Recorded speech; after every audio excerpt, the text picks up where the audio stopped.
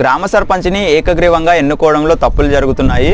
గ్రామ సర్పంచులు ఎవరైతే ఏకగ్రీవంగా ఎన్నుకోవాలని అనుకుంటున్నారో వీళ్ళందరూ గ్రామంలో కూర్చొని ఏం చేస్తున్నారంటే ఎవరి దగ్గర అయితే ఎక్కువ డబ్బులు ఉంటాయో వీళ్ళందరూ కలిసి ఆక్షన్ వేస్తున్నారు. ఆక్షన్ వేయడం వల్ల ఏమవుతుందంటే ఎవరి దగ్గర అయితే ఎక్కువ డబ్బులు ఉంటాయో వాళ్ళే ఎక్కువ డబ్బులు పెట్టి నన్నే ఏకగ్రీవంగా సర్పంచ్గా ఎన్నుకోండి అని చెప్తున్నారు. ఇక్కడ ఇలా ఆక్షన్ వేయడం వల్ల ఏమవుతుందంటే ఎవరి దగ్గర అయితే డబ్బులు ఉండవో వీళ్ళందరూ వెనుకబడిపోతారు.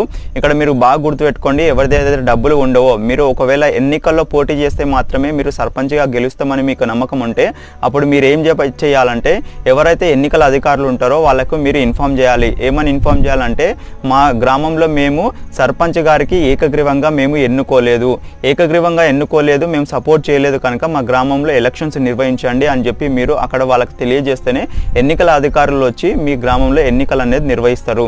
ఇక్కడ ఎవరిదైతే డబ్బులు లేవో ఎలక్షన్లో పోటీ చేస్తే గెలుస్తాం అనుకుంటారో మీరు మాత్రమే ఇలా చేయండి.